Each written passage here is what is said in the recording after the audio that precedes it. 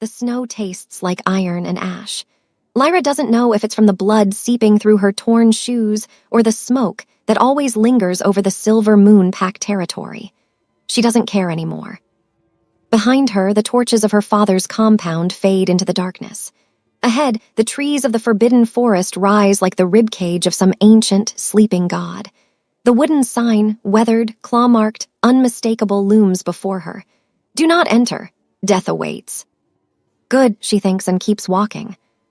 Her 18th birthday was supposed to change everything. She was supposed to feel the mate bond, that sacred connection the elders whispered about. Instead, she felt her father's hand shoving her toward a scarred, leering alpha who smelled of whiskey and violence. "She'll do," the stranger had said, looking at her the way one examines livestock. "She'll serve you well," Alpha Cade replied, pocketing the blood money. Lyra's feet crunch through the snow. Each step takes her deeper into the forest where even the bravest warriors refuse to go. The stories say the trees themselves are hungry, that the Alpha King who rules here is more monster than man, collecting the bones of trespassers to build his throne. She hopes those stories are true. She hopes it's quick. The cold is a knife now, cutting through her thin cloak. Her legs give out. She collapses into the snow, and it receives her like an old friend. Above, through the skeletal branches, she can see stars, more stars than she's ever seen through the smoke of home. "I'm ready," she whispers to whatever is listening. "Just make it quick." She closes her eyes and waits for the claws. What she feels instead is warmth. A heavy fur cloak, still carrying body heat, settles over her trembling frame. Her eyes snap open to find a figure kneeling in the snow beside her. A man, impossibly large, with midnight hair that falls to his shoulders and eyes that glow like molten gold in the darkness. He's beautiful, terrifying, ancient. "You took long enough," he says, and his voice is like thunder rolling through mountains, but it trembles, breaks, as if he's the one who's been wounded. "I have felt your pain through the bond for years. I finally found you." Lyra flinches, instinctively raising her arms to protect her face from the blow. She's learned always comes next. The man freezes. His jaw tightens. Something in those golden eyes splinters, and for a moment, the most feared creature in all the territories looks like his heart is breaking. "No one will ever make you do that again," King Vorian whispers, and when he reaches for her this time, his massive hands are gentle as he lifts her from the snow. "You're safe now. You're home." Lyra woke to softness, and that was her first warning that something was wrong. Her entire life, she'd slept on stone floors or thin pallets that reeked of mildew. The Silver Moon Pack didn't waste comfort on runts. But this, whatever she was lying on, cradled her body like water, warm and yielding. Furs surrounded her, thick enough to drown in, and they smelled of pine and something wild she couldn't name. Her eyes snapped open to wood. Not the rotting planks of the kennels where she'd been kept, but living wood, massive beams that curved overhead like ribs, bark still intact, with green moss growing in the seams. Pale morning light filtered through gaps that seemed deliberately shaped, casting patterns across walls that weren't walls at all, but the interior of something ancient and impossibly vast. She was inside a tree large enough to hold rooms. Panic clawed up her throat. She tried to sit up and gasped as pain lanced through her feet, the feet she'd walked bloody through the forest. The feet that should have carried her to death. Instead, they'd carried her to him. The memory crashed back, golden eyes in the darkness, a voice like thunder saying, "I finally found you," strong arms lifting her as though she weighed nothing. The Alpha King. Vorian. The monster from every nightmare whispered around fires, the creature who supposedly decorated his throne with the skulls of trespassers. He'd covered her with his cloak and called her safe. Lyra's fingers clutched the furs, searching for the trap. Kind words were always traps. Her father had taught her that. He'd smile before he struck, praise her before he sold her. Cruelty disguised as mercy hurt worse because you stupidly let yourself hope. She forced herself upright, biting back a whimper as her ravaged feet touched smooth wooden floorboards. Someone had cleaned her wounds, bandaged them with strips of soft cloth that smelled of herbs. There were clothes folded on a chair beside the bed, real clothes, not rags. A simple dress in deep forest green, clean and whole. The door opened. Lyra's body reacted before her mind could catch up. She dropped to her knees, head bowed, arms wrapped over her skull, the position that sometimes made the beatings shorter. Her heart hammered against her ribs so hard she thought they might crack. "Easy." The voice was female, low and careful. "Nobody's going to hurt you here." Lyra didn't move. The promise meant nothing. Everyone hurt her eventually. "My name is Sage," the woman continued. Footsteps approached, deliberate and slow. "I'm the fortress healer. I treated your feet last night. They'll be tender for a few days, but they'll heal clean." When Lyra still didn't respond, the woman, Sage, sighed softly and set something down with a gentle thunk. "I've brought you breakfast. The king requests your presence when you're ready, but there's no rush. Take your time." The footsteps retreated. The door closed with a quiet click. Lyra waited, counting her breaths the way she'd learned to do when locked in dark spaces. When she reached 100 and nothing terrible happened, she finally lifted her head. A tray sat on the small table near the window. Steam rose from a bowl, carrying scents that made her stomach clench with desperate hunger. Bread. Real bread, not moldy scraps. Something that looked like porridge with honey drizzled over it. Sliced fruit, apples, she thought, though she'd only seen apples from a distance, never tasted one. And meat, God's actual meat, cooked and seasoned. It was a test. It had to be. They'd poison her or snatch it away the moment she reached for it, laughing at her presumption. But her body didn't care about tests or traps. Lyra crawled to the table, too afraid to stand, and pulled herself up to reach the tray. Her hands shook as she grabbed the bread, tearing off a piece and shoving it into her mouth. The taste exploded across her tongue, butter and salt and warmth. She sobbed around the mouthful, stuffing more in, her manners forgotten. There had never been room for manners when you never knew when you'd eat again. She was cramming the apple slices into her dress pockets when the door opened again. This time, the figure filling the doorway was massive. Not Vorian, but someone nearly as large, a man with silver-threaded black hair and a face ravaged by old scars. 3 claw marks raked from his forehead across his nose to his jaw, leaving his left eye milky white. His good eye, dark as pitch, took in the scene. Lyra on the floor, pockets bulging with stolen fruit, honey smeared across her face, tears streaming down her cheeks. "I'm sorry," she whispered, the words automatic. I'm sorry, I'll put it back." "Why would you put it back?" The scarred man stepped inside, and despite his size, his movements were careful, controlled. "It's yours." "I shouldn't have. I didn't ask." "You're the king's mate. Everything in this fortress is yours." He lowered himself to sit on the floor, several feet away from her, making himself less threatening. "I'm Thorn, second in command, and before you apologize again, let me save us both time. You've done nothing wrong." Lyra clutched the bread to her chest, unable to process his words.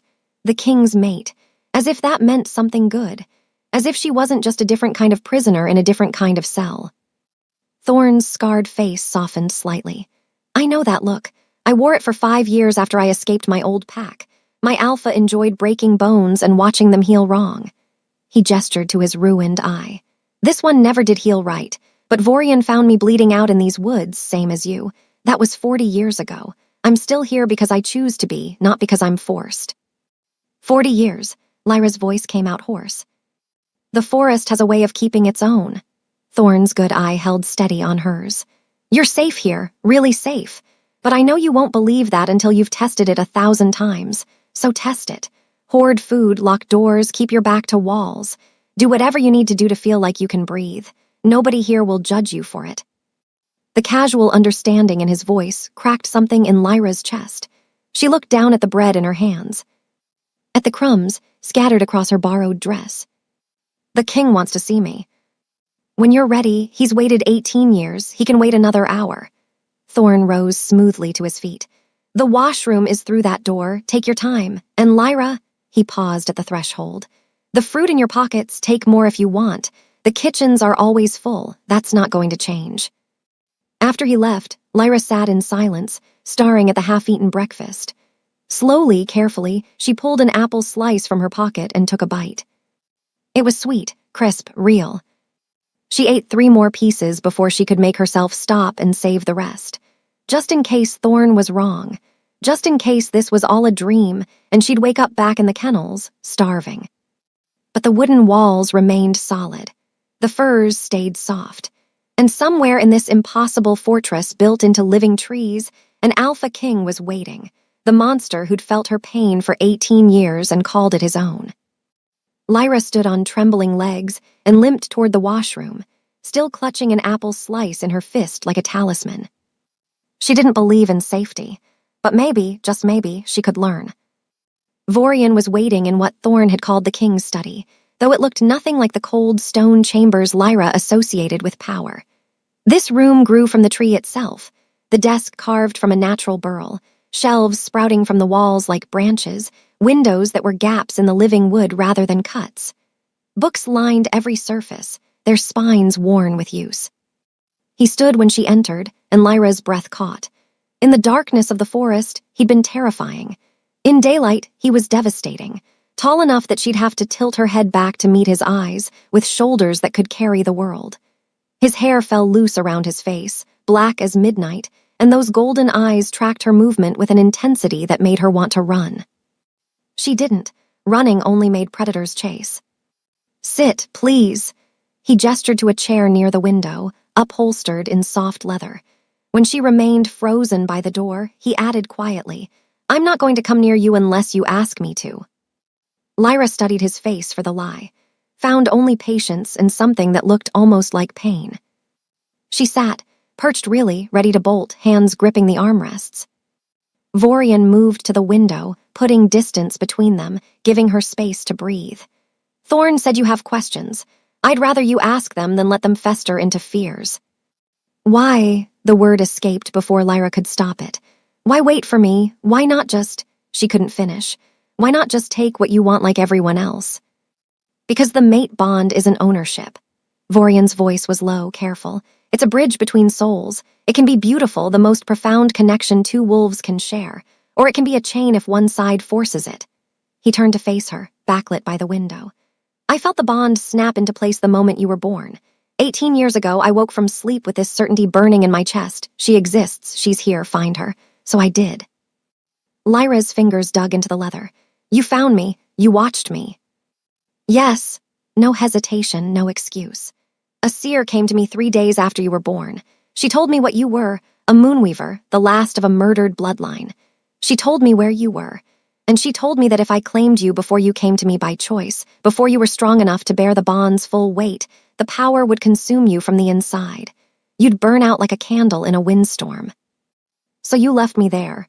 The accusation tasted like ash. "You left me with him." Vorian's jaw tightened. "I made a choice between your temporary suffering and your permanent death.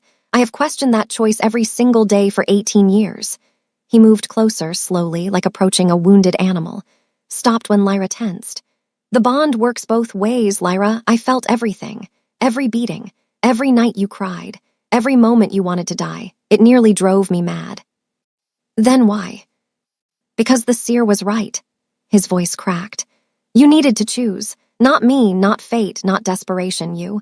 The mate bond can only complete when both souls reach for each other freely. And you couldn't reach for anything when you were broken. So I waited. I felt your pain and I waited and I hated myself for it." Lyra stared at him, this ancient powerful king, and saw the truth carved into his face like Thorn's scars. He'd been trapped too, just in a different kind of cage. "What happens now?" she whispered. "Now you heal. You learn what it means to be safe. And when you're ready, if you're ever ready, you can decide whether you want the bond completed." Vorian's golden eyes held hers. "Or you can reject it, reject me. I'll survive it and I'll still protect you. This doesn't have to be a cage, Lyra. It can just be a choice you're finally allowed to make." The words settled over her like a blanket, warm and terrifying. No one had ever given her a choice before. "Can I see it?" The question surprised her as much as him. "The forest. You said it was dangerous, but Thorn said that it's only dangerous to those who bring harm." Vorian's expression gentled. "Come, let me show you what those legends got wrong." They descended through the fortress on stairs that spiraled down the massive tree's interior. Lyra couldn't stop staring. Wolves moved through the corridors, some in human form, others as beasts, nodding respectfully to Vorian but not approaching her. They gave her space, though their eyes weren't cold. Just careful, like she was something precious that might shatter. The forest floor was nothing like the frozen wasteland she'd stumbled through. Here, deeper in the territory, life thrived. Massive trees stretched toward a canopy so thick it created a permanent twilight, but bioluminescent moss painted the trunks in shades of blue and green. Streams cut through the undergrowth, their water crystal clear. And everywhere, there were wolves. A group of juveniles tumbled past, playing some complex game involving a leather ball. An elderly woman sat weaving baskets from reeds, humming under her breath. Two massive males sparred in a clearing, their movements precise and controlled, while others watched and called advice. These are the monsters, Lyra breathed. These are the rejected. Vorian walked beside her, close enough to catch her if she stumbled but not touching. That woman weaving! Her pack tried to drown her when she gave birth to stillborn pups 3 times. They said she was cursed. The males sparring, one is deaf, the other was born without his wolf form. Their birth packs called them defective. The children playing were all taken from abusive homes. Lyra watched a small girl, maybe 6 years old, race past, laughing. She had burn scars covering half her face, but her smile was genuine, untainted by fear. The forest protects those who need protection, Vorian continued. The trees themselves are ancient, aware in ways we don't fully understand. They can sense intent, cruelty, fear. When someone enters these woods fleeing abuse, the forest guides them here. But when someone enters hunting, seeking to harm, he gestured to a tree whose trunk was blackened and twisted. The forest fights back. I thought I'd die here. Lyra's voice was small. You would have if you'd come seeking death out of cruelty to yourself. But you came seeking escape from cruelty. The forest knew the difference. He paused beneath a massive oak, its branches spreading like protective arms. This place is a sanctuary, Lyra. For the broken, the different, the ones the world threw away. You're not a prisoner here, you're home. Home, the word was foreign, sharp-edged. Lyra had never had a home, only places she was forced to stay. A wolf pup bounded up to them, tiny, fluffy, with oversized paws, and dropped a pinecone at Lyra's feet. It yipped excitedly, tail wagging. She wants you to throw it, Vorian said, and something in his voice was almost amused. Lyra looked down at the pup, then at the pinecone. Slowly, she bent and picked it up. The pup vibrated with anticipation. She threw it. Not far, her arm was weak from years of poor nutrition, but far enough. The pup exploded after it, tumbling over her own feet in excitement, then raced back and dropped it again. Something unfamiliar bloomed in Lyra's chest. Light, warm, fragile as spider silk but real. She threw the pinecone again. The pup retrieved it. Again. Lyra was smiling. Actually smiling, and she didn't know how to stop. When she finally looked up, Vorian was watching her with an expression so raw it should have frightened her. Instead, it made that warmth in her chest grow. This is real, she asked, needing to hear it again. This is real, he promised, and so is your choice, always. The pup dropped the pinecone and flopped across Lyra's feet, panting happily.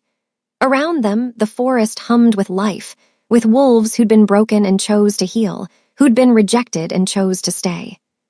For the first time since she'd entered these woods wanting to die, Lyra wondered what it might feel like to live.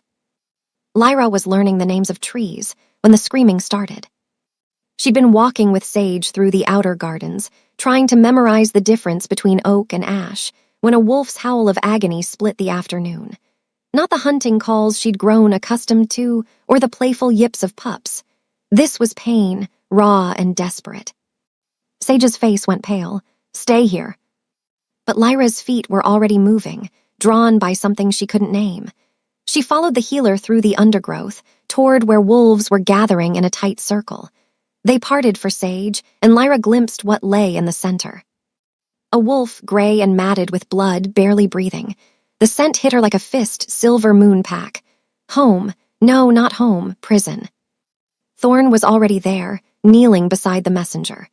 As Lyra watched, the wolf's form rippled and shifted, bones cracking, until a young man lay gasping in the dirt. He couldn't have been more than 20. Deep gashes crossed his torso, and one leg bent at an angle that made Lyra's stomach turn. Get him to the healing rooms, Sage ordered, but the messenger's hand shot out, gripping her wrist. Message, blood flecked his lips, for the king from Alpha Cade. Vorian materialized from the crowd, his presence commanding instant silence. He crouched beside the wounded wolf, and his voice when he spoke was gentle despite the fury Lyra could see building behind his eyes.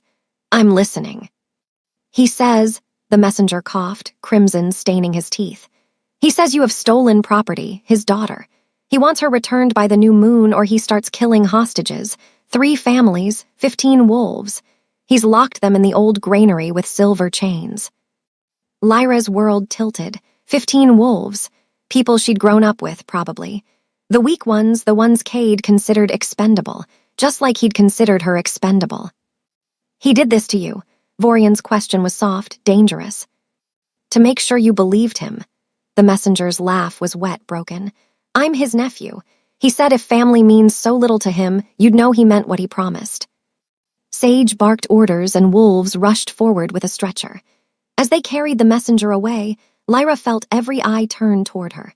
The weight of their stares pressed down like physical hands. "No," Vorian's voice cut through the murmurs before they could start. "Whatever you're thinking, no." But Lyra was already stepping forward. "I'll go back." The words came out steady, certain. This was familiar territory. Her pain in exchange for others' safety. It was the only mathematics she'd ever understood. "Lyra," Vorian started, but she cut him off. 15 people, 3 families, he'll kill them." Her voice didn't shake. She'd learned long ago how to swallow fear until it sat heavy in her belly, invisible to the world. "If I go back, he'll let them go." "He'll kill them anyway." Thorne's scarred face was grim. "That's what men like Cade do, take everything and give nothing." "You don't know that." "I do." Vorian moved toward her, slow and deliberate. The crowd melted back, giving them space. "I know men like your father. They don't honor bargains. He'll take you and keep the hostages, use them as leverage to make you compliant. Or he'll kill them in front of you as a lesson. Or he'll release them only to hunt them down one by one for sport." Lyra's hands clenched into fists. "So what? We just let them die." "We save them." Vorian's golden eyes blazed. "But not by sacrificing you." "Why?" The question exploded out of her, sharp with frustration she'd been holding back for days. "Why do I matter more than 15 other people? I'm nobody. I'm worthless." "Stop!" The command in Vorian's voice froze her mid-sentence. "Don't you dare use his words. Don't you dare measure your value by the lies of a man who never deserved you." "But they'll die. And that will be on him, not you." Vorian closed the distance between them, and for the first time since that night in the forest, he reached out and gripped her shoulders. His touch was firm but careful, giving her room to pull away if she needed. She didn't. "Listen to me, Lyra. You are not responsible for your father's cruelty. You are not a bargaining chip. You are not property to be returned." "I'm one person," she whispered. "They're 15. "You are my mate." His voice dropped, rough with emotion. "You are a moonweaver, the last of your line. You are a girl who survived 18 years of hell and still had the strength to walk into these woods. You are worth everything, and I will burn the world down before I let him have you back." Tears blurred Lyra's vision. She wanted to believe him. Gods, she wanted to believe that she mattered, that her life had value beyond what she could endure. But the faces of those hostages haunted her. She'd known hunger, chains, fear. She couldn't sentence others to the same. "There has to be another way," she said. "There is." Vorian released her shoulders and turned to address the gathered wolves. "We go to war. Thorne, send runners to every pack within 3 days' travel. Tell them Alpha Cade of Silver Moon has violated the Sanctuary Accord by threatening refugees under our protection. Any who stand with us will have the forest's favor. Any who stand with him will face the forest's wrath." The crowd erupted in motion. Wolves shifted and raced off in different directions. Thorne began barking orders about weapons, supplies, defensive positions. Lyra stood frozen in the chaos, watching Vorian transform from the careful, patient man who'd given her space into something else entirely. A king, a warrior, someone who commanded armies with a few words. He caught her staring and his expression softened fractionally. "We'll leave at dawn, strike before the new moon, get the hostages out first, then deal with Cade." "And if it's a trap?" "It's definitely a trap." A grim smile touched his lips. "But he's made a critical mistake. He thinks I'm like other alphas, that I'll negotiate, posture, play political games. He doesn't understand what I am. What are you? Vorian's eyes flashed gold, and for a moment, Lyra saw the monster from the legends. Not cruel, but absolutely merciless. I'm the thing that protects the desperate from the cruel, and I'm very, very good at it. He strode away to join Thorn, immediately immersed in tactical discussions. Lyra watched him point to a map someone had spread across a fallen log, his hands moving with decisive precision. Every wolf that approached him received orders and dispersed immediately. But she noticed what the others didn't.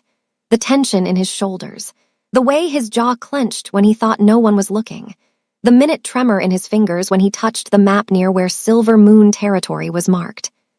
He was terrified, not of the fight, of losing, of failing to save those hostages, of what it might do to her if people died because of her. Sage appeared at Lyra's elbow, her healer's bag already packed. "He'll get them out," she said quietly. "I've seen him pull off impossible rescues before. He doesn't lose people, not if he can help it." "And if he can't help it?" Sage's expression was grave. "Then we'll all share that weight together. That's what pack means." Pack, another word Lyra didn't fully understand.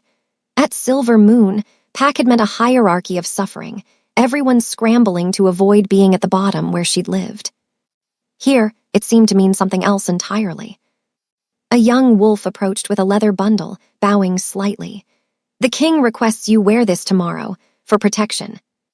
Lyra unwrapped it to find armor, light leather reinforced with some kind of metal that shimmered in the fading light, made for her size, her frame. "I'm not a fighter," she said. "No," Sage agreed. "But you're about to ride into battle anyway. Vorian won't leave you here unguarded, and he won't leave you in the fortress where Cade might send a strike team. So you'll stay close to him, and you'll wear armor, and you'll learn very quickly what it means to be a queen." Queen, the word was as foreign as home had been.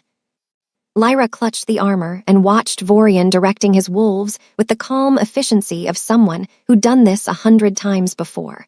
Watched him hide his fear behind duty. And she wondered if this was what love looked like, someone willing to go to war rather than let you sacrifice yourself. Someone who saw your value even when you couldn't. It terrified her more than anything her father had ever done. The training yard was a clearing where ancient trees formed natural barriers, their roots creating uneven terrain that Thorn said would teach her balance. Lyra stood in the center at dawn, wearing clothes that actually fit and boots that didn't leak, holding a practice staff that felt impossibly heavy in her hands. "You're gripping it like it's going to fly away," Thorn observed. He moved around her in a slow circle, his scarred face impassive. "Relax. The weapon is an extension of your arm, not a snake trying to bite you."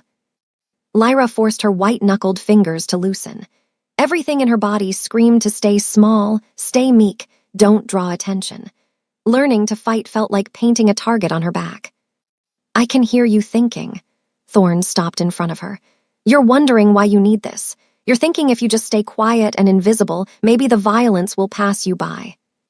She flinched at the accuracy. "How'd that work for you before?" His tone wasn't cruel, just matter of fact. "Violence doesn't avoid the meek, Lyra. It seeks them out. Predators hunt the weakest prey." The words triggered something, a memory rising like bile. She was 9, maybe 10. She'd tried to make herself invisible in the corner of the pack dining hall, but her father had spotted her anyway, his boots crossing the floor, the casual backhand that split her lip. This is what happens when you forget your place. Her place had been beneath notice, beneath contempt, beneath mercy. "I don't know how to do this," she whispered. "Yes, you do." Thorn stepped closer. "You know how to survive. Fighting is just survival with purpose. Now, stance." He demonstrated, feet shoulder-width apart, knees slightly bent, weight balanced. "Your body is already trying to tell you what to do. Feel where you're stable." Lyra mimicked his position. Her legs trembled from more than exertion. "Good, now hold the staff horizontal." He adjusted her grip with surprising gentleness for such scarred hands. "When someone swings at you, you're going to bring this up to block, like this." He moved in slow motion, demonstrating the defensive arc. She copied him, the staff wobbled. Again. She did it again, and again. Her arms started burning after the 20th repetition, muscles screaming their weakness. Years of inadequate food had left her body a fragile thing, prone to exhaustion. Thorn, I can't. You can rest when you're dead. He raised his own staff. Block. He swung, controlled, and telegraphed. Lyra brought her staff up too slowly. The impact jarred through her arms and she stumbled backward, landing hard on her tailbone. The pain was nothing compared to the shame. She was pathetic, useless, everything her father had always said she was. Get up. Another memory, 13 years old, carrying water buckets that were too heavy. She tripped on the uneven kennel floor, spilling half the contents.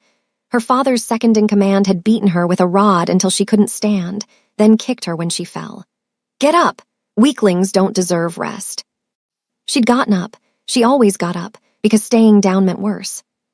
Lyra, Thorn's voice cut through the spiral. Where are you? She blinked, finding herself still on the ground, arms wrapped around her knees. Thorn crouched a few feet away, giving her space. In the past, she managed. Come back to the present. You're safe here. The worst thing that happens in my training yard is bruises and exhaustion. He paused. And before you say it, no, I'm not going to hurt you for being slow or weak or scared.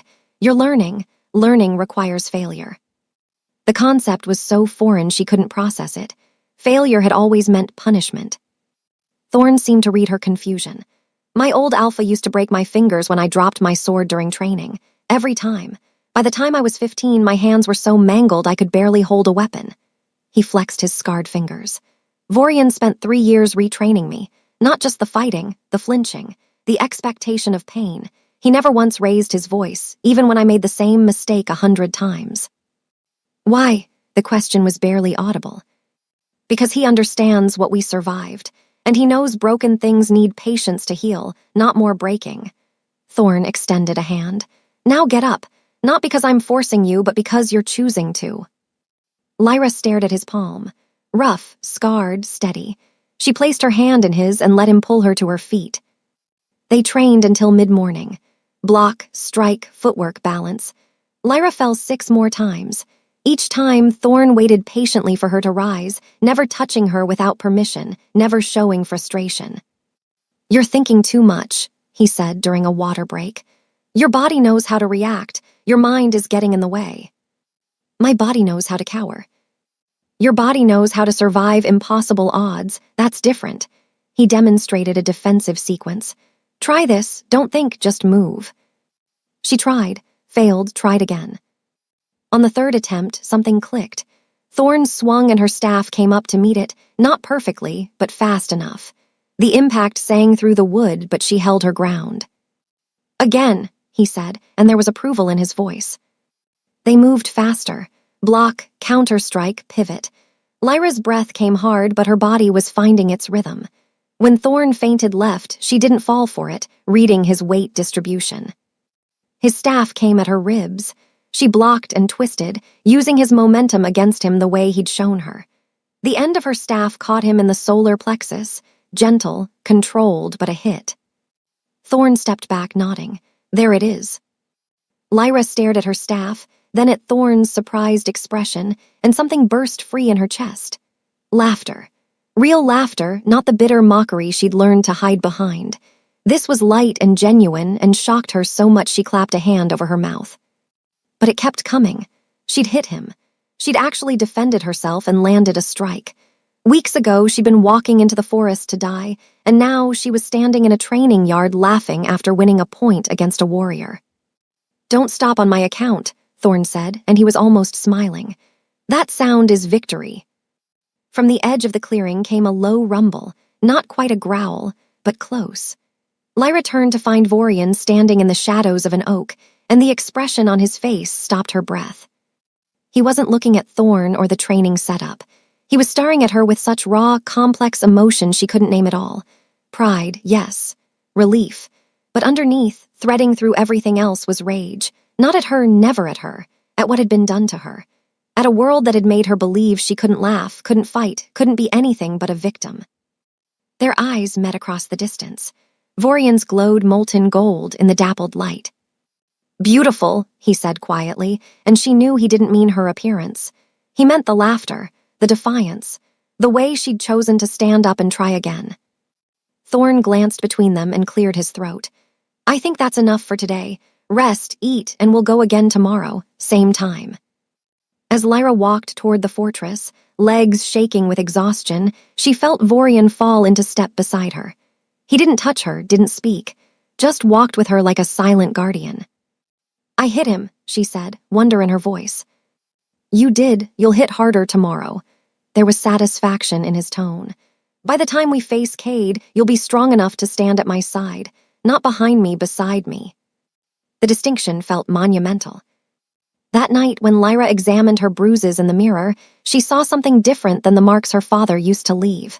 These were proof she'd fought, proof she'd tried, proof she was learning to be something other than prey. She pressed her fingers to the darkening spots on her forearms and smiled. The moon rose like a silver coin through the canopy, and Lyra's skin began to burn. She stood in a clearing Vorian had brought her to, far enough from the fortress that she wouldn't feel watched, close enough that help could come if needed. Not that help would matter. You couldn't save someone from their own inadequacy. It's going to hurt, Sage had warned her that morning, pressing a bundle of soft clothes into her hands. First shifts always do, but you're stronger than you think. Lyra wasn't strong. 18 years without shifting had left her wolf dormant, stunted. Her father had taken perverse pleasure in that detail. Even your wolf knows you're worthless, he'd say, watching the other young wolves shift with ease while Lyra remained stubbornly human. Now the moon's pull was undeniable, dragging something wild and desperate to the surface. Her bones felt wrong, like they were trying to reshape themselves from the inside out. Breathe. Vorian's voice came from somewhere to her left. He'd given her space, disappeared into the shadows to shift privately. Respectful even now. Don't fight it, let your wolf come. Let it come to what? To prove she was broken, that even her most basic nature had been twisted beyond function. The pain spiked. Lyra gasped and dropped to her knees as her spine arched involuntarily. This was worse than any beating, worse than hunger or cold. This was her body tearing itself apart and rebuilding wrong. A whimper escaped her throat, human sound from a human mouth that was already changing. Then she heard it, a howl deep and resonant cutting through her panic. Not commanding, not impatient, just there, steady as stone, Vorian's wolf calling to hers. Something in Lyra's chest answered. The shift took her like a wave. Bones cracked and reformed, muscles tore and reknit. Her vision blurred, then sharpened into something crystalline and strange. Scents exploded across her consciousness, earth and moss and living wood, and underneath it all, something dark and wild that made her newly formed hackles rise. When it finished, Lyra opened eyes that saw the world in silver and shadow. She was small. Gods, she was tiny, barely larger than the pups that tumbled through the fortress. Shame crashed through her even as she stood on 4 trembling legs. Of course her wolf would be as pathetic as the rest of her. Movement in the shadows. Something massive emerged from between the trees, and Lyra's wolf instinct screamed predator, alpha, danger. She backed up, ears flattening. Vorian's wolf was a nightmare-given form, easily twice her size, maybe more, with midnight black fur and eyes that burned gold even in wolf form. Ancient power radiated from him. He should have been in the legends where he belonged, not standing 3 feet away from her pitiful excuse for a wolf. He lowered his head, not in dominance, in invitation. A soft chuff escaped him, almost questioning. His tail gave a single tentative wag. Lyra's wolf tilted its head, uncertain. The human part of her was still screaming about inadequacy and shame, but her wolf felt something else entirely. She took a step forward. Her legs were steadier than she'd expected, moving with an instinctive grace she'd never possessed as a human. Another step. Vorian remained perfectly still, letting her approach. When she was close enough, he lowered himself completely to the ground, making himself smaller. Less threatening. The king of the forbidden forest, prostrating himself before a wolf the size of a large dog. Something fierce and bright ignited in Lyra's chest. Her wolf surged forward, pressing her muzzle against his in greeting. His scent wrapped around her, pine and smoke, and something wild that made her want to run, to hunt, to live. Vorian rose smoothly and turned, glancing back at her over his shoulder. An invitation. His tail swayed once before he took off into the forest. Lyra's wolf didn't hesitate. She ran. And gods, she was fast. What she lacked in size she made up for in speed, her smaller frame darting between trees that Vorian had to navigate around. The forest blurred past in streams of silver and shadow. Her paws barely touched the ground before she was pushing off again, muscles burning in the best possible way. Vorian kept pace beside her, massive and powerful, but he wasn't leading. Every time she changed direction, drawn by scent or sound or simple instinct, he followed. When she leaped a fallen log, he was there to catch her if she stumbled. When she skidded to a halt at a stream, he waited while she drank. Her wolf had never felt powerful before, had never felt like anything but a broken promise. But now, running through moonlit woods with a king at her flank, she felt invincible. The rabbit broke from cover without warning. Lyra's wolf reacted on pure instinct, the chase igniting every predatory nerve in her body. She was on it before conscious thought caught up, jaws closing around its neck with efficient precision. The kill was clean, quick her first. Vorian's wolf approached slowly, his eyes bright with something that looked almost like pride. He nosed at her catch, then at her, a rumbling approval vibrating through his massive chest. They shared the meal in companionable silence, her small wolf pressed against his larger one for warmth. The human horror Lyra expected never came. This was natural, right. Her wolf understood what her human mind struggled with, that survival required strength, and strength sometimes wore fangs. They ran until the moon began its descent, until Lyra's wolf felt pleasantly exhausted rather than afraid. When dawn started painting the sky in shades of rose and gold, Vorian led her back to the clearing. The shift back was easier. Still painful, but her body remembered now, knew the path. When Lyra opened human eyes, she was lying in soft grass, wearing the clothes Sage had given her. And she was pressed against Vorian's chest. He'd shifted close enough to catch her when the transformation left her weak, one arm curved protectively around her shoulders. His other hand held the cloak he'd draped over both of them for warmth. His chest rose and fell beneath her cheek, his heartbeat steady and strong. She should pull away, should put distance between them. But she was so tired, and he was so warm, and for the first time in her life her wolf felt satisfied. "Your wolf is beautiful," Vorian murmured into her hair. "Fast as lightning, silver as moonlight, perfect." "Small," she countered, but there was less shame in it than there should have been. Speed over size, intelligence over brute force. His hand came up slowly, giving her time to refuse, and gently tucked a strand of hair behind her ear. "Do you know what silver fur means? What it marks you as?" She shook her head against his chest. "Moonweaver, your bloodline could speak to the moon herself, could pull power from her light. That's why Cade kept you weak. He was terrified of what you'd become."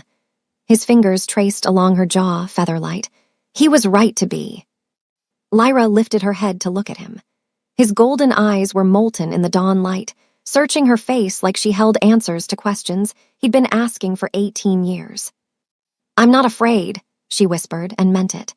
For the first time, looking at him didn't trigger the urge to flee or freeze. "Of me," his voice was rough, careful, "or of this?" "Either, both." She reached up tentatively, touching the corner of his jaw where dark stubble shadowed his skin. "I should be, shouldn't I? You're dangerous." "To everyone but you." He turned his head slightly, pressing into her touch like a wolf seeking affection. "I would burn the world for you, Lyra, but I would never burn you." The words settled into her bones like truth. She'd spent 18 years learning to recognize lies, the false promises, the manipulation disguised as kindness. This wasn't that. This was raw and real and terrifying in its honesty. She leaned closer, watched his eyes darken, watched him hold himself perfectly still as she erased the distance between them, giving her control, letting her choose. When she kissed him, it was tentative as a question, soft and uncertain and asking permission with every movement. Vorian's response was careful reverence. His hand cupped the back of her head, supporting her, his lips moving against hers with devastating gentleness. No demand, No taking, just offering, waiting for her to take what she wanted. She wanted more. Lyra's fingers slid into his hair and she kissed him deeper, tasting pine and smoke and something wild. His arms tightened around her, careful, always careful, but she felt the tremor in his muscles, the restraint it cost him to remain gentle. When they finally broke apart, both breathing hard, Vorian pressed his forehead against hers. "I've waited 18 years for that," he said roughly. "I'd wait 18 more if you needed me to." Lyra's laugh was breathless, disbelieving. "I don't think I want to wait anymore." His smile was sunlight breaking through storm clouds. "Then we won't." The seer arrived with a fog, materializing from the mist like something conjured rather than real.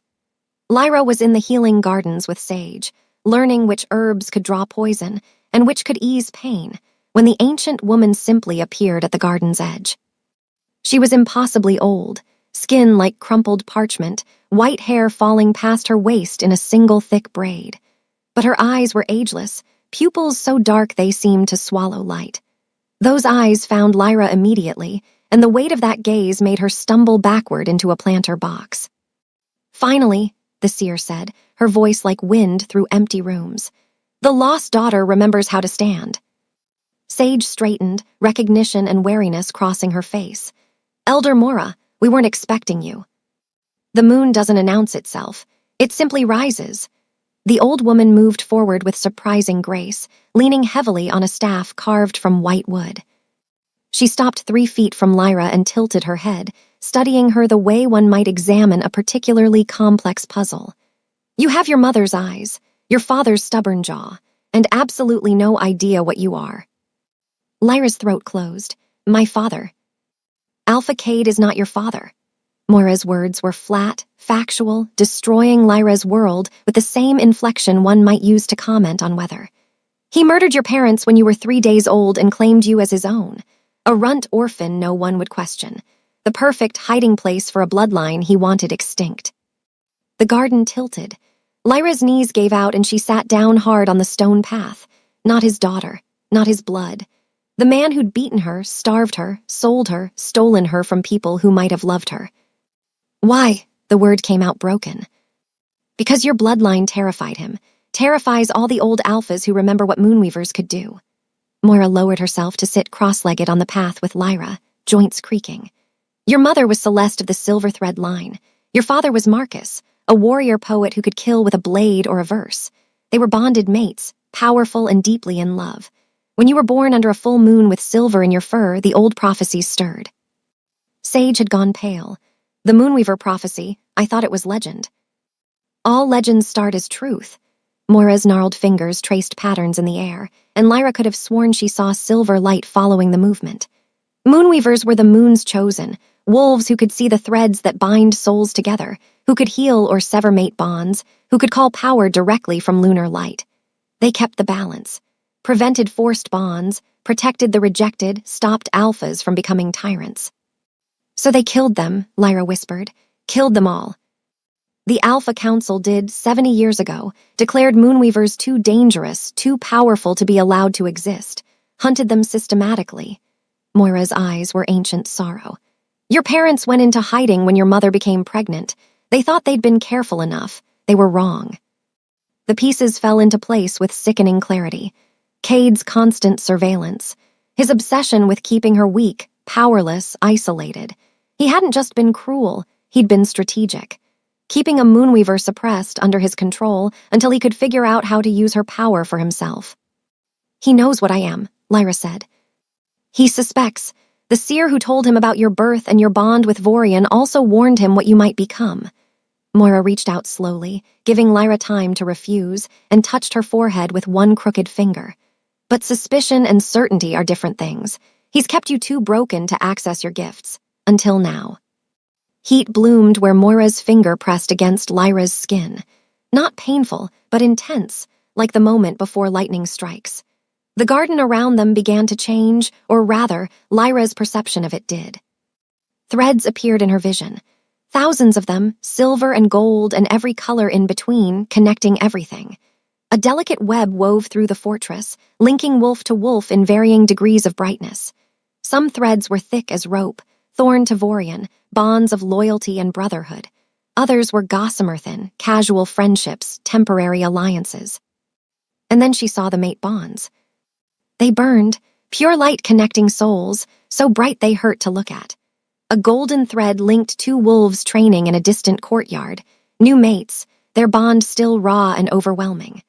A silver cord connected an elderly couple sitting by the fountain, their bond worn smooth and comfortable as old leather. And stretching between her chest and somewhere deeper in the fortress, a bridge of light so brilliant it made the others look like candle flames. White gold, pulsing with each heartbeat, alive and growing stronger. Her bond with Vorian. Lyra gasped and the vision overwhelmed her. She saw every connection in the fortress, felt the weight of them pressing against her consciousness. Too much, too bright. She was drowning in other people's emotions, their loves and loyalties and heartbreaks bleeding into her own. Breathe, Moira's voice was an anchor. You're not them, you're you. Their bonds don't define you, you witness them. Observe, don't absorb. Slowly, carefully, Lyra pulled herself back. The threads remained visible, but the crushing weight eased. She could see without being consumed. Good, Moira said, approval in her tone. You learn quickly, like your mother. Lyra looked down at her own hands and saw faint silver light dancing across her palms. Power. Real power, not the broken thing she'd always believed herself to be. Why now? She asked. Why can I suddenly do this? Because you finally have a reason to live instead of merely survive. Because you chose to walk into these woods seeking freedom. Because you've begun to heal. Moira's weathered face softened. And because your mate bond is completing. Vorian's presence is drawing out your dormant gifts. Love is awakening what fear suppressed. The white gold thread between her and Vorian pulsed as if in response to its name. Lyra studied it, not a chain like she'd feared, but a bridge. Two distinct souls choosing to build a path between them. She could see where it connected to her chest, how it hummed with potential but didn't constrain. She could walk away from it if she chose. It would hurt, probably kill him, but the bond wouldn't stop her. That's what made it beautiful, the choice to stay. Cade wants this, Lyra said slowly, understanding crystallizing. He wants to force a bond with me, use my power to control other bonds, create an army of forced mates who can't refuse him. Now you see, Moira stood with effort, and Sage rushed to help her. He's been searching for a Moonweaver for decades. When his seer told him you existed, told him you'd eventually bond with the Alpha King, he saw an opportunity. Take you back before the bond completes, break you thoroughly, and use you as a weapon. Rage burned through Lyra's veins, hot and righteous. Not just for herself, for every wolf Cade had hurt, every bond he'd tried to twist, every life he'd destroyed in his quest for power. I won't let him. The words came out steady, certain. No, Moira agreed. You won't. But child, listen carefully, power without love destroys. I've seen Moonweavers drunk on their own abilities, severing bonds for sport, playing God with people's hearts. They became monsters worse than any alpha. She gripped Lyra's chin, forcing eye contact. But love without power cannot protect. Your mother loved your father desperately, but when Cade's wolves came, love alone couldn't save them. The warning settled heavy in Lyra's chest. Two edges of the same blade, power and love, each dangerous without the other. You must find balance, Moira continued.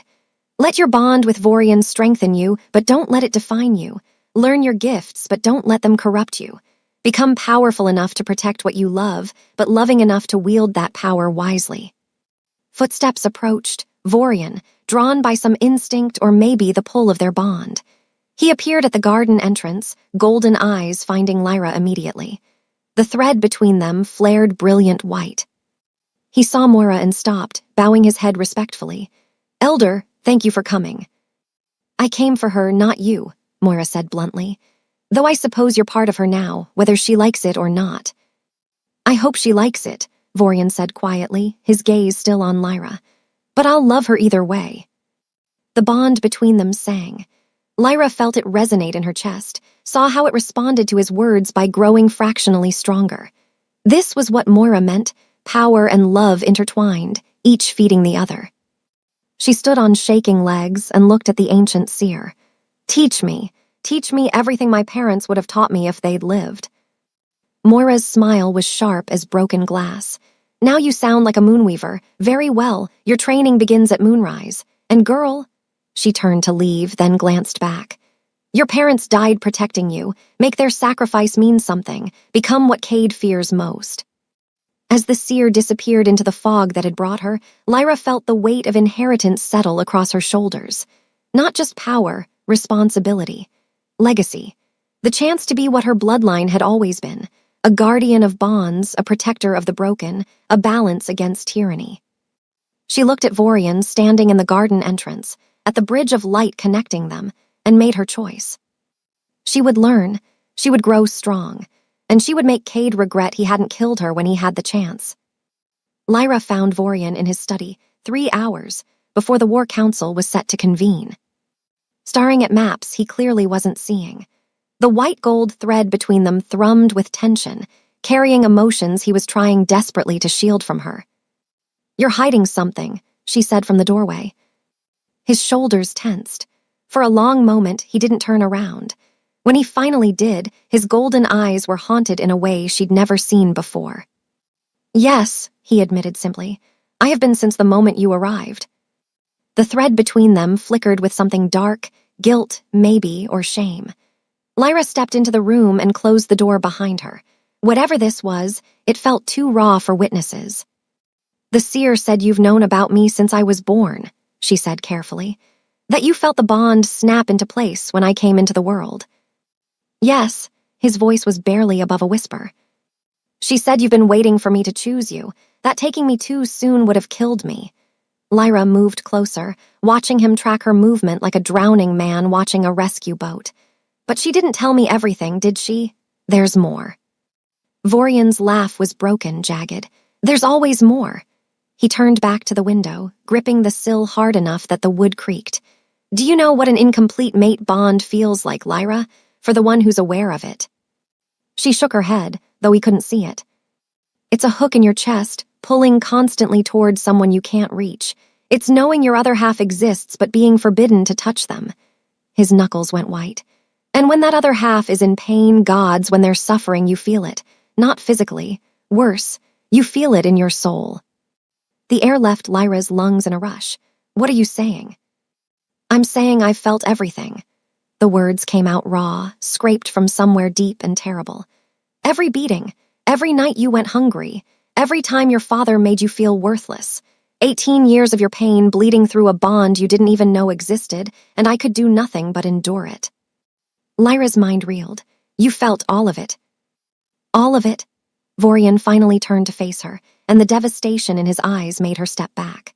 "The first time Cade struck you, you were 4 years old. You'd spilled water during dinner. I was in a council meeting 200 miles away when your terror hit me like a physical blow. I shifted involuntarily, destroyed half the room, and spent 3 days unable to speak because I kept feeling your sobs through the bond." Horror crawled up Lyra's spine. "Why didn't you?" "Come for you?" His smile was bitter. "I tried. That night I rode for Silver Moon territory ready to burn it to ash and take you home. The seer found me 10 miles from the border and told me the truth. You were a moonweaver. Your power was already trying to manifest, but Cade's abuse was suppressing it. If I bonded with you before you were strong enough, before you'd chosen it freely, the power would overwhelm you, consume you from the inside until there was nothing left." He moved toward her, stopped when she tensed.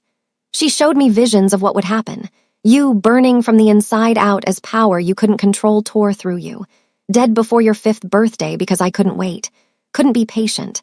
So I made a choice, your temporary suffering over your permanent death." Lyra wanted to be angry, wanted to rage at him for watching and doing nothing while she bled and starved and broke. But the pain in his voice, the absolute self-loathing, stopped her. "Every wound," Vorian continued, his voice cracking. "Every scar on your body, I have a matching one on my soul. When you were 9 and Cade's second broke your ribs, I felt them crack. I couldn't breathe for a week. My healers thought I was dying. They were right, I was, just slowly."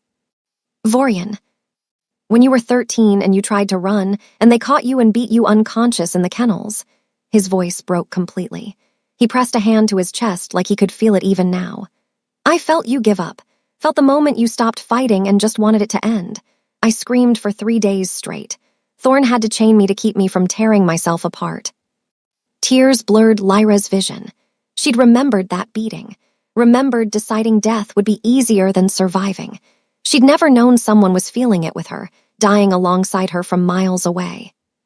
"The night you walked into this forest," Vorian whispered, "you wanted to die. I felt that too. Felt you give up, lie down in the snow, and wait for the end. And for the first time in 18 years, I could finally do something about it. Finally touch you, hold you, tell you that you mattered." His hands were shaking. "I have been dying by inches since you were born, bleeding from wounds no one could see, and I could do nothing. Nothing. I am an alpha king, and I was powerless to protect my own mate." The rage Lyra had been stoking guttered and died. This wasn't neglect or cowardice. This was sacrifice on a scale she couldn't comprehend.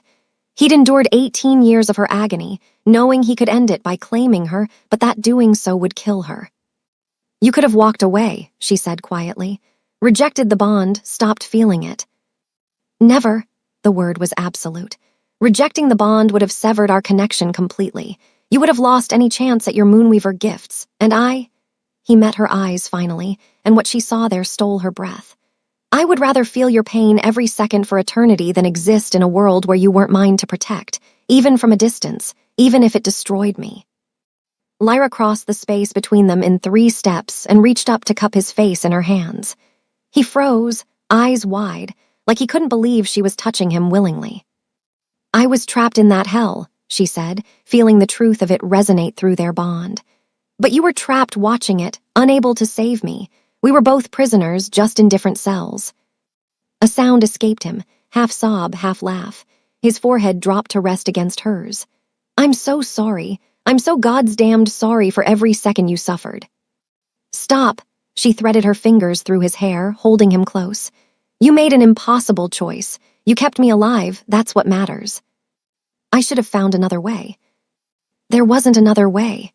Lyra pulled back enough to meet his eyes.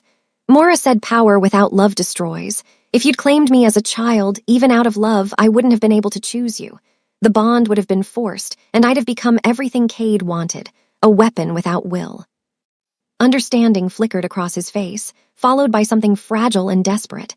Hope. "But I can choose you now," Lyra continued. The white gold thread between them blazed brighter. "I'm choosing you, Vorian. Not because fate decided it, not because you saved me, but because you loved me enough to let me be free, even when it was killing you." His hands came up to frame her face with devastating gentleness. "Are you sure? Once the bond completes, there's no undoing it. You'll be tied to me for the rest of our lives." "I know," she smiled through her tears. "I've spent 18 years with no choice about anything. This is the first real choice I've ever made, and I choose you." The kiss was nothing like the tentative exploration after the full moon. This was certainty, claiming, souls recognizing each other and crashing together like waves. Vorian's mouth moved against hers with barely restrained hunger. 18 years of longing finally allowed release. Lyra pulled him closer, desperate to erase any distance between them. When his hands slid into her hair, when his body pressed against hers, there was no fear, no flinching. Just heat and want and the overwhelming rightness of being held by someone who would die before hurting her. The bond between them ignited.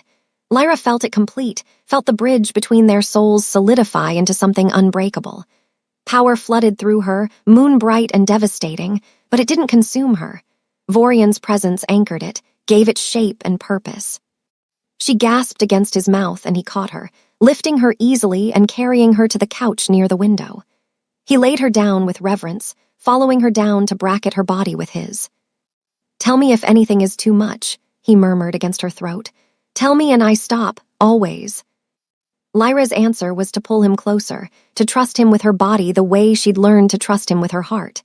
Every touch was a question and an answer. Every kiss erased another scar from her soul. When his hands mapped her skin, they found only worship. No pain, no taking, just 2 people choosing each other against impossible odds. Later, wrapped in his arms with moonlight painting silver across their skin, Lyra felt the completed bond humming between them. Steady, strong, unbreakable. "I can feel you," she whispered in wonder. "Your emotions, your presence, like you're part of me now." "I've always been part of you," Vorian murmured into her hair. "You just couldn't feel me until now." His arms tightened.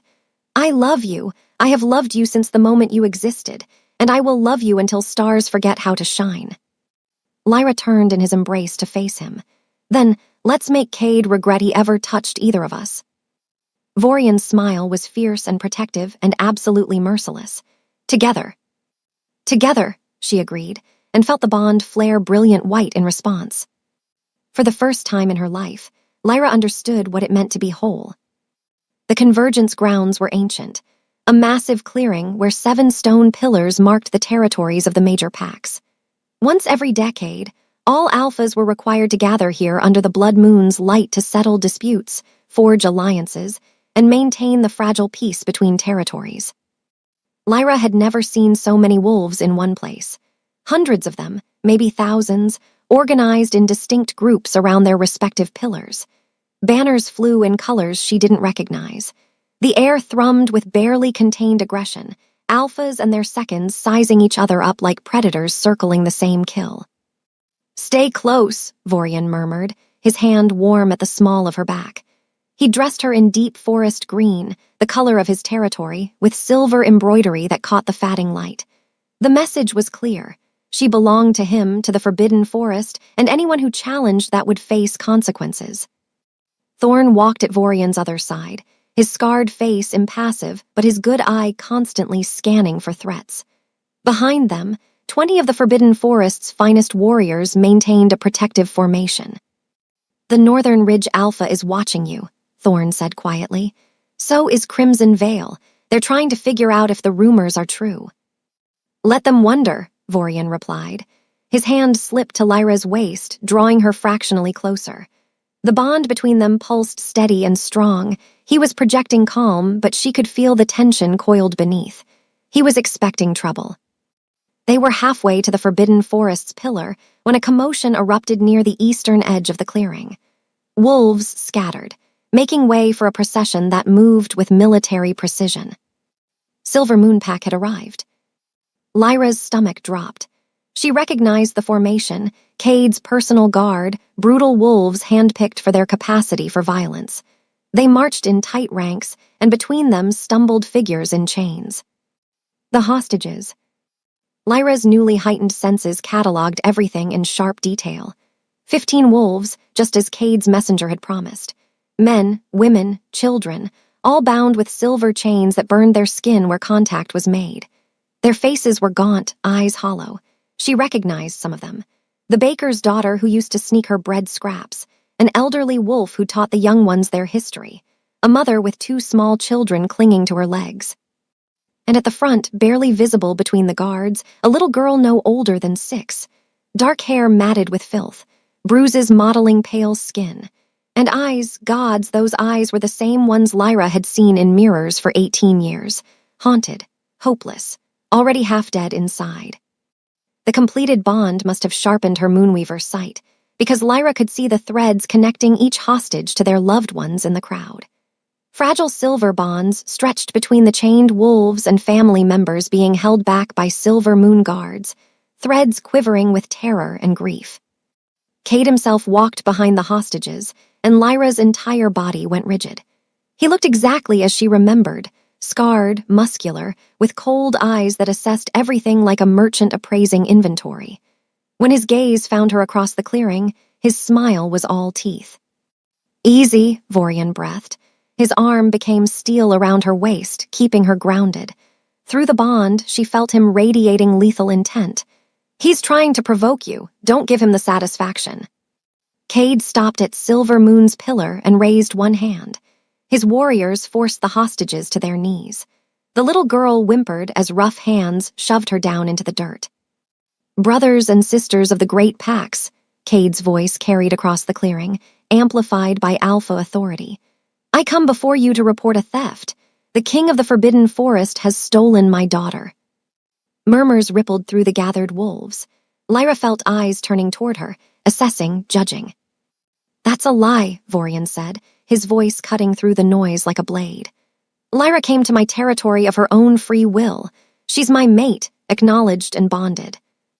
She's a child who doesn't understand what she's choosing. Cade's tone was almost paternal, sickeningly concerned. She's been manipulated by tailies of the great Alpha King. I raised her from infancy. I know what's best for her. Lyra's fingernails bit into her palms. The urge to scream the truth, that he'd murdered her parents, that he was no father but a jailer, burned in her throat. But Vorian's hand tightened in warning. Not yet. If you truly cared for her well-being, Vorian said coldly, you wouldn't have sold her to a stranger for blood money. Gasps echoed through the clearing. Cade's expression didn't change, but something dangerous flickered in his eyes. Lies, he said smoothly, though I'm not surprised. The Forest King is known for collecting strays and filling their heads with fantasies. He gestured to the hostages. These wolves, good, loyal members of my pack, have offered to accompany their alpha's daughter home, to help her see reason. The little girl's sob was audible even across the distance. Lyra's Moonweaver sight showed her the truth. Threads of silver connecting the child to two wolves being restrained at the edge of Silver Moon's formation. Parents, helpless to save their daughter. Hostages, you mean, Thorn growled. Concerned family, Cade corrected. Though I suppose if my daughter chooses to abandon her people, to let them suffer for her selfishness, that speaks to the quality of her character. It was a trap, a perfect, vicious trap. If Lyra went with him, she'd be used as a weapon to enslave every wolf here. If she stayed, Cade would make those hostages suffer publicly, would use their deaths to paint her as selfish and Vorian as a tyrant who valued one mate over 15 innocents. The convergence exists to settle disputes peacefully, the Northern Ridge Alpha spoke up. An older wolf with gray threading his black fur, he looked between Vorian and Cade with obvious reluctance to get involved. Surely we can find a compromise. There is no compromise with slavers, Vorian said flatly. Strong words from someone hiding behind the sanctuary accord. Cade's smile widened. These wolves left my territory willingly, following the one who abandoned them. No accord protects runaways who have broken pack law. More lies. The hostages were prisoners, not volunteers, but Cade had structured his story carefully, giving the other alphas room to stay neutral, to not risk their own packs in someone else's conflict. Lyra watched it happen in real time, alphas exchanging glances, stepping back, choosing politics over justice.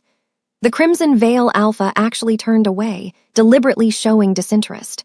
Others followed his lead. Fear, they were afraid of Cade, of his willingness to do anything to win, afraid of war. And more than that, they were afraid of what Lyra represented. She could see it in the way they looked at her, the way whispers of Moonweaver and bloodlines spread through the crowd. They'd let those hostages die, rather than stand against an alpha who'd already murdered one Moonweaver family. No one's coming, Lyra said quietly, the realization settling like ice in her stomach. I know, Vorian replied, equally quiet. Through the bond, she felt his fury and his calculation. He was already planning the rescue, mapping out how to extract the hostages by force. How many of his own wolves would die in the attempt? Cade pulled a blade from his belt, silver, gleaming wickedly in the blood moon's light. He walked to the little girl and grabbed her hair, yanking her head back to expose her throat. The child's parents screamed. Guards held them back. I'm a reasonable man, Cade said conversationally, as if he wasn't holding a knife to a 6-year-old's throat. I'll make this simple. Lyra returns with me willingly before the moon reaches its peak, or I start reducing my numbers. 1 hostage per hour until she sees sense, or I run out of leverage. The blade pressed lightly against fragile skin. Starting with the youngest. Children break so easily, don't they? The little girl's eyes found Lyra across the clearing. In that gaze, Lyra saw herself, saw every moment she'd spent hopping someone, anyone, would save her. Saw the exact instant hope died and resignation took its place. No one would save her.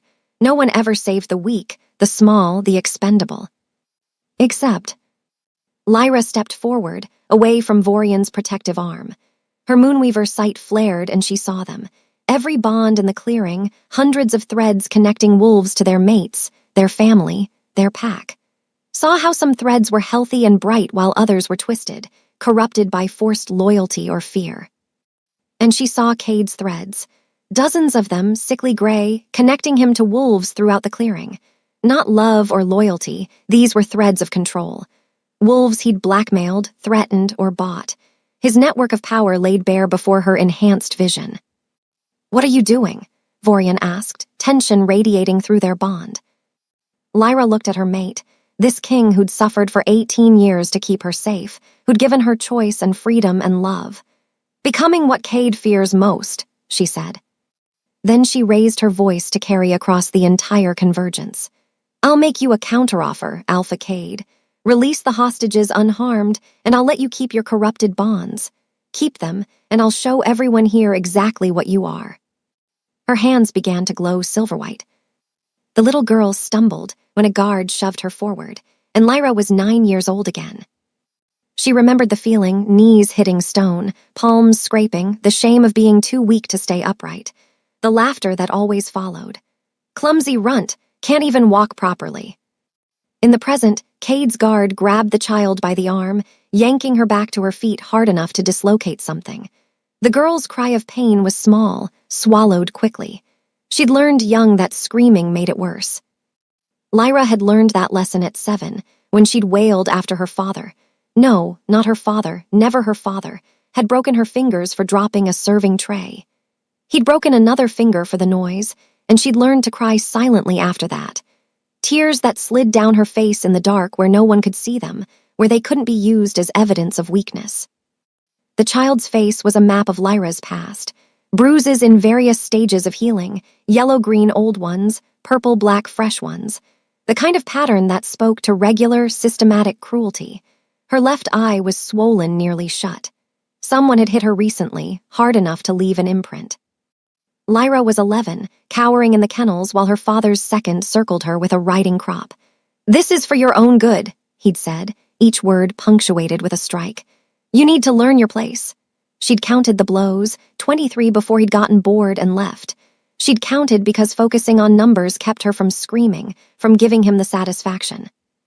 "Please," the little girl whispered now, the word barely audible. Not begging for freedom, she was too broken for that, just begging for it to hurt less, for it to be over faster. Through her Moonweaver sight, Lyra watched the child's threads quivering with terror. Saw how the bond to her parents was straining, stretched thin by distance and fear. Saw smaller threads connecting the girl to the other hostages, children who'd formed bonds of survival, clinging to each other in the dark. Just like Lyra had done, at 13, when Cade had locked her in the old granary with 2 other defective wolves for 3 days without food. They'd huddled together for warmth, sharing whispered stories to keep the darkness at bay. One had been a boy with a twisted leg who'd been deemed useless for hunting. The other, a girl whose wolf had never manifested. Cade had sold them both within the month. Lyra never learned what happened to them, but she could guess. No one bought broken wolves for kind purposes. "Lyra," Vorian's voice cut through the memories. His hand found hers, grounding her in the present.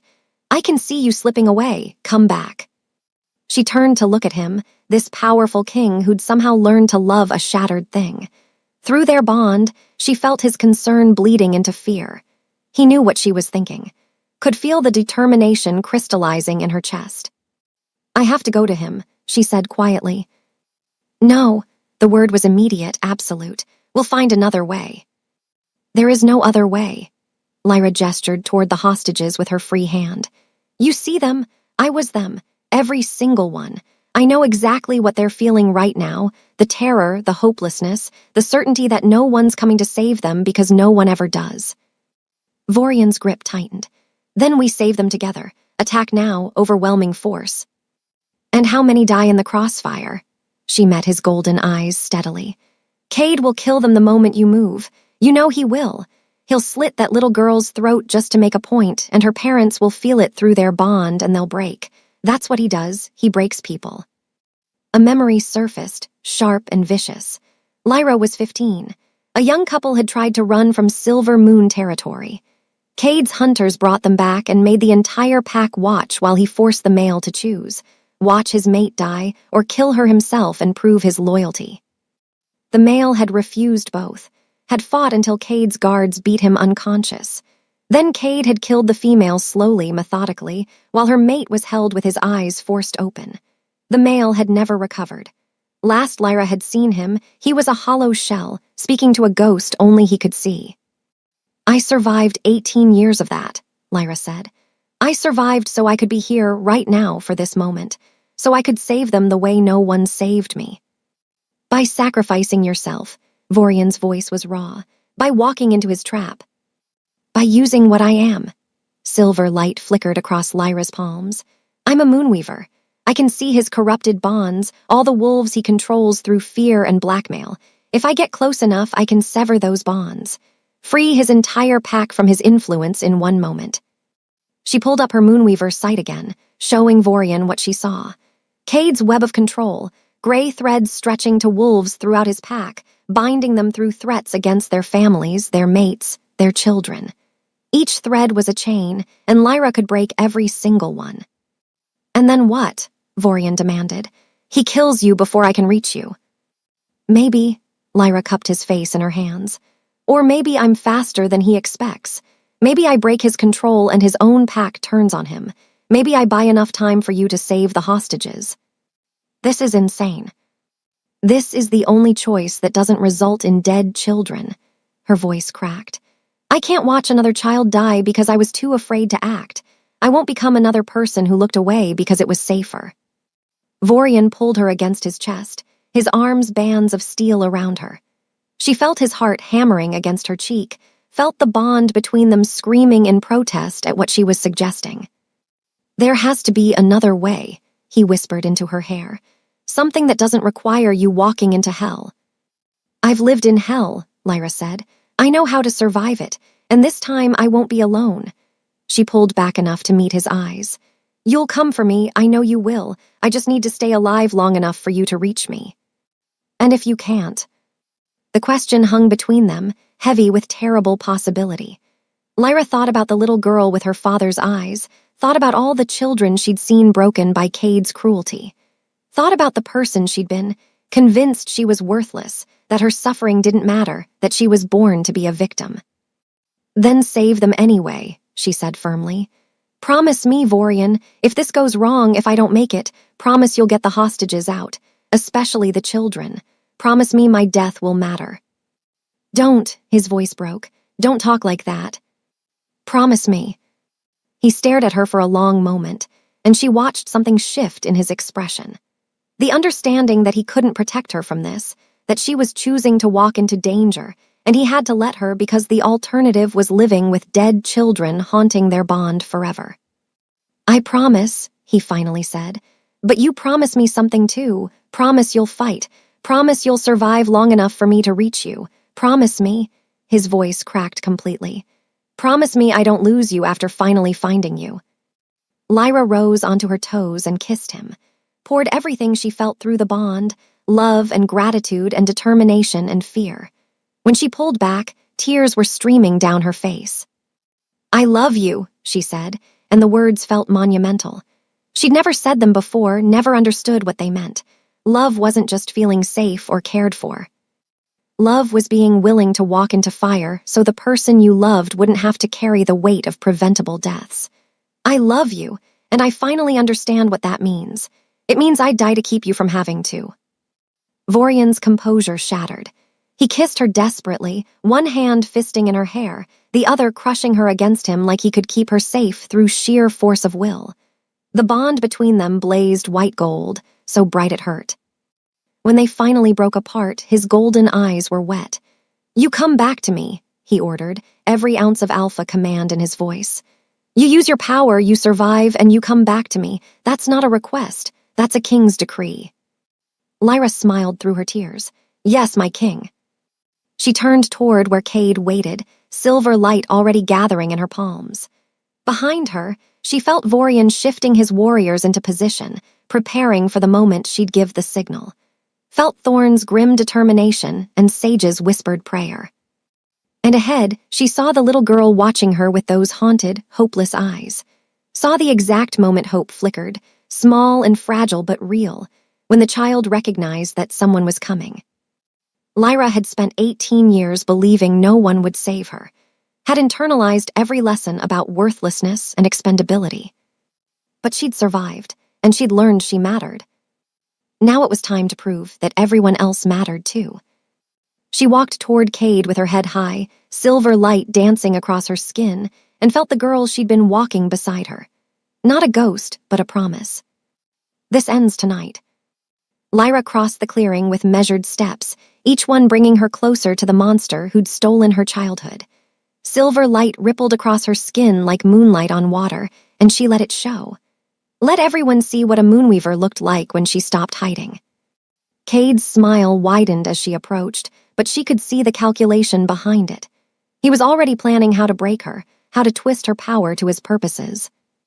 He had no idea what was coming. "There's my daughter," he said, loud enough for the gathered alphas to hear. "Come home at last." "I'm not your daughter." Lyra stopped 10 feet away, just outside his reach.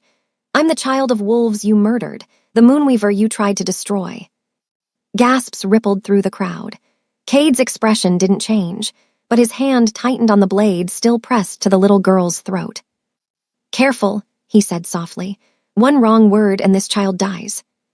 "No," Lyra's voice was steady, certain. "She doesn't, because you need me compliant, and killing her guarantees Vorian tears you apart. You're not here to execute hostages, you're here to control me." She took another step forward, and this time she let her Moonweaver sight flare to full strength. The threads connecting Cade to his corrupted pack blazed into visibility, dozens of gray bonds pulsing with fear and coercion. "I can see them," she said. "Every wolf you've blackmailed, every bond you've twisted, every life you've destroyed to build your power." Cade's smile finally faltered. "You're bluffing." "Am I?" Lyra raised her hands and silver light gathered in her palms, bright enough to cast shadows. "Shall we test it?" For the first time, uncertainty flickered across Cade's face. He'd expected a broken girl, easily cowed. Instead, he was facing a Moonweaver in her power, backed by an Alpha King who would burn the world for her. "Release the hostages," Lyra said. "Release them, leave this convergence, and I won't expose every terrible thing you've done. I won't show these alphas how you've corrupted the sacred bonds. I won't unravel your entire network of control." "And if I refuse?" Lyra smiled, and it was all teeth. "Then I do it anyway, and you lose everything." She reached out with her power, grasping the nearest corrupted thread, a bond connecting Cade to one of his guards. The thread thrummed under her touch, sick and twisted. With a thought, she severed it. The guard gasped, stumbling backward. Freedom and confusion warred across his face as Cade's influence snapped like a broken chain. "No," Cade started, but Lyra was already moving. She grabbed another thread and cut it, then another. Silver light blazed from her hands as she worked, severing bond after bond, freeing wolves from years of coercion. It was like untangling a massive web, and with each cut, Cade's power fractured. "Stop her," Cade screamed at his guards, but they were the ones being freed. One by one, they stepped back, blinking like wolves waking from nightmares. In desperation, Cade moved. His blade left the little girl's throat and he lunged, not at Lyra, but at the child. If he couldn't control the Moonweaver, he'd make her watch him destroy what she was trying to save. Lyra saw it happening in slow motion. Saw the poisoned blade, because of course it was poisoned, Cade never fought fair, arcing toward the child's heart. Saw the girl's parents screaming, fighting their restraints. She didn't think, just moved. Lyra threw herself between the blade and the child, and white-hot pain exploded across her ribs. The poisoned steel bit deep, and immediately her veins turned black as venom spread from the wound. "Lyra!" Vorian's roar shook the clearing. She felt him through the bond, felt his absolute terror, his rage, felt the exact moment he shifted and charged. The Forbidden Forest's warriors exploded into motion behind their king, but something else moved too. The ground beneath Lyra's feet trembled. Trees at the edge of the clearing began to glow with the same silver light that poured from her hands. Ancient magic, older than any wolf, recognized what she was, recognized what she'd done. The Moonweaver had sacrificed herself for a child, had chosen love over survival, and the forest remembered when such choices had kept balance in the world. Roots erupted from the earth, massive and unstoppable. They wrapped around Cade's legs, his arms, dragging him down. He screamed, fighting against them, but the forest was merciless. The trees remembered what he'd done to Moonweavers, remembered the family he'd slaughtered. "The forest judges you," Lyra gasped, blood trickling from her mouth, "and finds you wanting." Cade was pulled into the earth itself, his screams cutting off abruptly as ancient roots claimed him. The clearing fell silent except for the sound of Vorian's massive wolf form skidding to a stop beside Lyra's crumpled body. He shifted back to human, gathering her against his chest. "No, no, no, Lyra, stay with me." The poison was spreading fast. Lyra could feel her heart slowing, her vision dimming. But through the haze, she saw the hostages, saw the little girls staring at her with wide eyes, saw the threads connecting the children to their parents starting to heal now that Cade's influence was gone. She had just enough strength left, just enough power. Lyra reached out with her Moonweaver gift one last time, found the broken bonds of every hostage child, every wolf who'd been damaged by Cade's cruelty. She poured her remaining light into those threads, mending them, strengthening them, giving them a chance to find real love and real family. The act should have killed her, should have drained the last of her life force. But Moonweaver magic responded to sacrifice, to selfless love. As Lyra's power flowed into the children's broken bonds, something flowed back ancient, warm, grateful. The forest's magic, the moon's blessing, the collective strength of every bond she'd healed. Silver light exploded from her chest, driving back the poison. Her wound began to close, flesh knitting together with impossible speed. The venom retreated, unable to exist in the presence of such pure, concentrated love. Vorian watched in stunned silence as color returned to her face, as her heartbeat strengthened beneath his palm. "Lyra." She opened her eyes silver bright, glowing with power. "I'm okay," she whispered. "I'm okay." He crushed her against him, a sob tearing from his throat. Through their bond, she felt his relief, his love, his absolute conviction that he would never let her be in danger again. Around them, the convergence erupted in chaos. The hostages were being freed from their chains, parents reuniting with children, freed wolves turning on Cade's remaining loyalists. The other alphas backed away, uncertain how to respond to what they'd just witnessed. Lyra looked up at the blood moon, hanging overhead, and smiled. She'd survived. They'd all survived. And Cade was gone. 6 months later, Lyra stood at the forest's edge watching the sun set. Behind her, the fortress, no, the sanctuary, hummed with life. Wolves trained in the yard, children played tag between the great trees, and smoke from cooking fires carried the scent of dinner on the evening air. They'd opened the borders completely. Any wolf fleeing abuse, any pack outcast, any defective or worthless or broken soul could find refuge here. The population had tripled, and every week brought new arrivals. Vorian appeared at her side, sliding an arm around her waist. The Northern Ridge Alpha sent another message. They want to establish a formal alliance. "Because they're afraid we'll expose their own corrupted bonds," Lyra said dryly. "Probably, but I'll take motivated allies over no allies." He pressed a kiss to her temple. "You've changed the world, my queen. The other packs are scrambling to clean up their acts before you turn your attention their way." Lyra leaned into him, feeling the bond between them pulse steady and strong. They'd been formally mated in a ceremony that drew wolves from every territory, binding not just their souls but their political futures. She was queen of the Forbidden Forest now, and that title carried weight. Movement at the tree line caught her eye.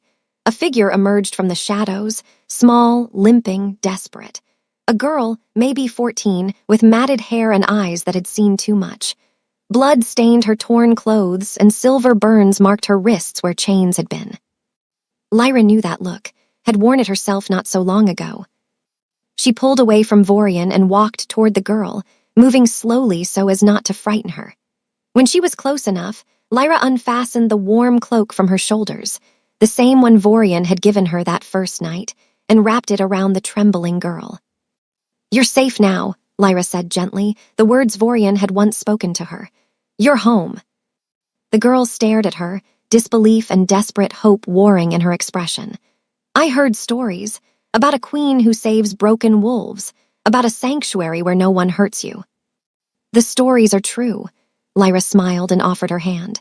Come, let's get you fed and warm. Tomorrow we can start healing. As she led the girl toward the fortress, Lyra glanced back at the forest. In the fatting light, she could see dozens of wolves going about their evening routines, training, laughing, simply existing without fear. She saw the little girl she'd saved at the Convergence playing with a group of pups, her bruises long-healed, her smile genuine. Saw Thorn teaching combat to a class of former victims who were learning to be warriors. Saw Say tending to new arrivals with gentle, patient hands. This was what she'd survived for, not just to escape her own hell, but to build a heaven for everyone else still trapped in theirs. Vorian caught up to her, resting his hand on the small of her back. Through their bond, she felt his pride, his love, his absolute certainty that this, the sanctuary, their pack, their purpose, was exactly what they were meant to create together. Another one saved, he murmured. Another one home, Lyra corrected. Above them, the moon rose full and bright, bathing the sanctuary in silver light. And in that light, Lyra wasn't just surviving anymore. She was thriving, she was powerful, she was loved. She was finally, truly home. If Lyra's story reached into your chest and grabbed hold of something tender, you're not alone. This story isn't just about wolves and magic. It's about every person who's ever felt worthless, every soul who's been told they don't matter, every heart that's learned to make itself small just to survive. It's about the moment you realize that the voice telling you you're broken was lying. That survival itself is a form of strength, that you were never the problem. Lyra walked into those woods wanting to die, and she walked out choosing to live. That transformation, from believing you're worthless to understanding you're irreplaceable, is the most powerful magic any of us will ever experience. Subscribe now because you deserve stories that see you, that honor your survival, that celebrate your strength, the one where you're not the victim anymore, but the hero. Click subscribe now, and I will see you in my next story.